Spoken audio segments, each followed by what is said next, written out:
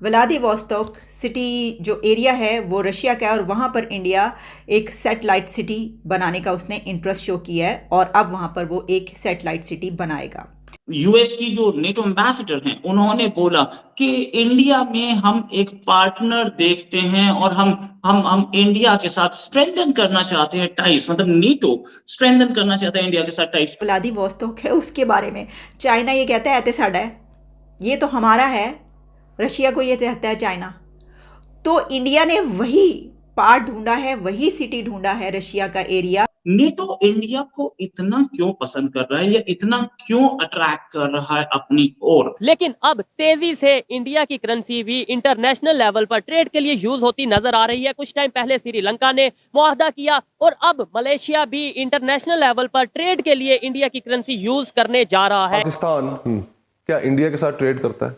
22 करोड़ लोग तो या 23 करोड़ के लोगों को क्या कसूर है जो कि आटे की लाइनों में मर रहे हैं इस वक्त? ईरान के साथ करता ऑल है? टुगेदर ये 2% बनती है। ईरान के साथ करता है? नहीं करता। तो जो मुल्क अपने नेबर्स के साथ ट्रेड नहीं करता, ये जो शिफ्ट्स हमें नजर आ रहे हैं इससे ये पता चलता है कि इंडिया जो है वो रशिया के साथ खड़ा हुआ नजर आएगा। It needs a fighting force and it sees India as a much stronger fighting force as a potential partner. मुझे लगता है इसलिए भी। हेलो फ्रेंड्स, जय हिंद। हिंदुस्तान स्पेशल में आपका स्वागत है दोस्तों। अमेरिका की स्थायी प्रतिनिधि जूलियन स्मिथ ने भारत के नॉर्थ अटलांटिक संधि संगठन यानी नेटो में शामिल होने को लेकर बड़ी बात कही है। स्मिथ ने कहा है कि इस संगठन में भारत के शामिल होने के लिए बातचीत का रास्ता खुला है। बतौर अधिकारी स्मिथ की यह टिप्पणी बहुत ही महत्वपूर्ण मानी जा रही है। स्मिथ ने यह जानकारी भी दी है कि हाल ही में भारत में आयोजित रायसीना डायलॉग के मौके पर नेटो के कुछ अधिकारियों ने अपने भारतीय समकक्षों के साथ इस पर अनौपचारिक वार्ता भी की थी।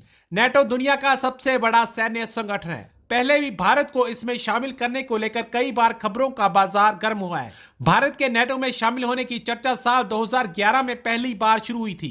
उस समय अफगानिस्तान, सीरिया और लीबिया के हालातों को देखते हुए संगठन भारत के साथ संपर्क बढ़ाना चाहता था।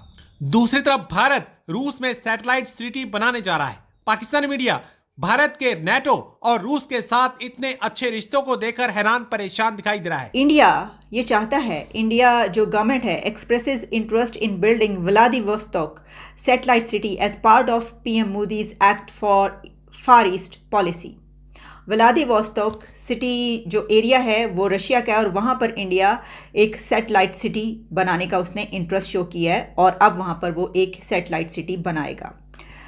तो क्या ये जो शिफ्ट्स हमें नज़र आ रहे हैं इससे ये पता चलता है कि इंडिया जो है वो रशिया के साथ खड़ा हुआ नज़र आएगा और पाकिस्तान चाइना के साथ। आप कहेंगे ये तो पहले ही है, लेकिन ये इसकी अब शेप बदल रही है।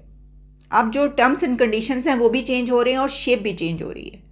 और अब सिर्फ ये नहीं होगा कि ये कोऑर्डिनेशन है, ये कोऑपरेशन है, ये ताउन है, नहीं, इससे कहीं बढ़कर है। ज़रा हम दूसरी तरफ पढ़ते हैं और वो जैसा मैंने आपको बताया कि व्लादिवोस्तोक में एक सैटेलाइट सिटी बनाना चाहते हैं। अब देखिए हमारा जो इत्तेहाद हो रहा है ना, ये अब देखिए फ़र्क, सैटेलाइट सिटी वो बात जो है ना वो करते हैं साइंस और टेक्नोलॉजी के बगैर बात ही नहीं करते वो इंडिया वाले। वो ये असले और ये तो उनका चल ही रहा है, वो रशिया से कितनी बड़ी तादाद में ले रहे हैं वो सब मालूम है, उसके ऊपर सारी रिपोर्ट्स हम बात करते रहे। लेकिन वो रशिया के साथ तो उनके यानी डेकेड्स से हैं उनकी, तो ऑलरेडी हम ये कहेंगे तो चाइना के साथ भी हमारी एग्जैक्टली सेम सिचुएशन है। उनकी रशिया के साथ, हमारी चाइना के साथ। ये अलग बात है कि उनकी रशिया के साथ अपने बलबूते पे है, वो अपने पाँव पर खड़े हैं, उनके पास पैसा है, वो 5th लार्जेस्ट इकॉनमी है और साथ में वो जो है वो पैसा खर्च करते हैं। उन्होंने तो अभी जो एक एयरप्लेन्स का सौदा किया उसमें अमेरिका में मिलियंस जॉब्स क्रिएट कर दी हैं, वो तो दूसरों के लिए कर रहे हैं। हमारा ये तो फ़र्क है, हम तो मांग रहे हैं। तो इसमें ये होगा कि चाइना जो हमें कहता है वो हमें मानना पड़ता है। अब आगे भी जब हम उसके ऊपर रिलाई करेंगे तो चाइना जो हमें कहेगा हमें मानना पड़ेगा। जबकि रशिया और इंडिया का जो रिलेशन है वो इससे डिफरेंट है, वो इससे मुख्तलिफ है। वो ये है कि उसने तो जो ये G20 की ये कौन सी समिट अभी कुछ अर्सा पहले जो हुई है उसके दौरान ये बात कही गई थी ना, यूक्रेन वॉर पर रशिया का साथ नहीं दिया था उन्होंने। यानी उन्होंने कहा था कि ये एरा जो है ये जंग का नहीं है, रशिया इसके ऊपर नाराज़ हो सकता था कि आपने, लेकिन इससे ये पता चलता है कि वो अपना स्टैंड रखेंगे। रशिया से वो ज़ाहिर है सैटेलाइट सिटी बनाने की जो बात हो रही है एक बहुत बड़ा मंसूबा है और इससे वो बहुत इंडिया आगे जाएगा सैटेलाइट सिटी बनाकर रशिया के व्लादिवोस्तोक सिटी में। इसकी एक और अहमियत ये है कि जो व्लादिवोस्तोक है उसके बारे में चाइना ये कहता है ऐते साडा है, ये तो हमारा है, रशिया को ये कहता है चाइना। तो इंडिया ने वही पार्ट ढूंढा है, वही सिटी ढूंढा है रशिया का एरिया जहां पर उसने सैटेलाइट सिटी बनाने की बात की है, जिसके ऊपर चाइना अपना जो है वो कहता है कि हमारा कब्जा होना चाहिए क्योंकि ये तो हमारा एरिया है। तो देख लें ये वहाँ पे हिट किया ना, जैसे कि अभी अरुणाचल में एक हुई थी समिट, एक मीटिंग, वहाँ पे वो नहीं आए।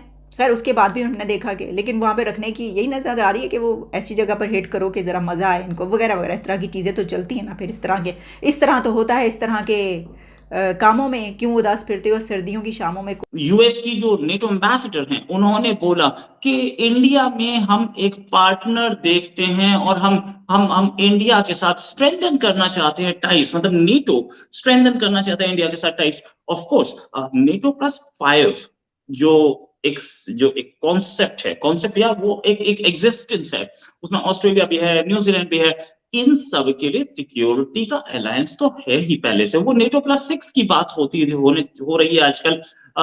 नेटो इंडिया को इतना क्यों पसंद कर रहा है या इतना क्यों अट्रैक्ट कर रहा है अपनी ओर, और क्या इंडिया भी इंटरेस्टेड है इस नेटो में या नेटो +6 में?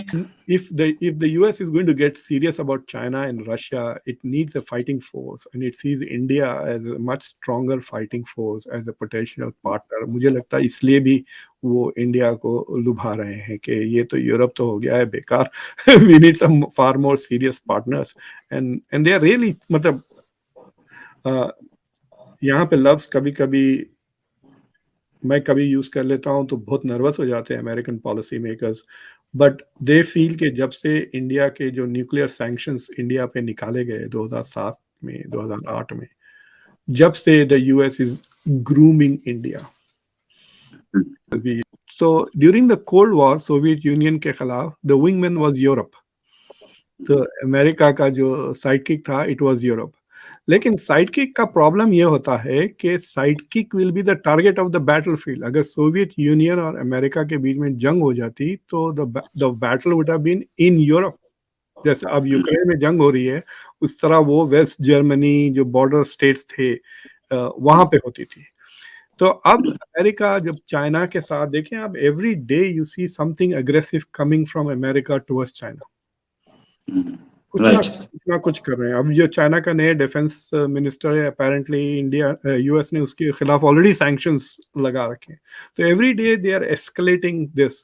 तो अगर ये कोल्ड वॉर में बदल जाती है यार, तो they need a sidekick to fight. वो इंडिया है। देखिए आप, बिल्कुल सेम साइज यूरोप के साइज का है इंडिया, तो लड़ाई होगी तो इंडिया में होगी। And that is something that Indians should fully understand कि अगर इंडिया का बॉर्डर है ना, चाइना अमेरिका के साथ बॉर्डर नहीं शेयर करता, so if there is a military conflict there are only 2 major hotspots, Taiwan और लाइन ऑफ एक्चुअल कंट्रोल,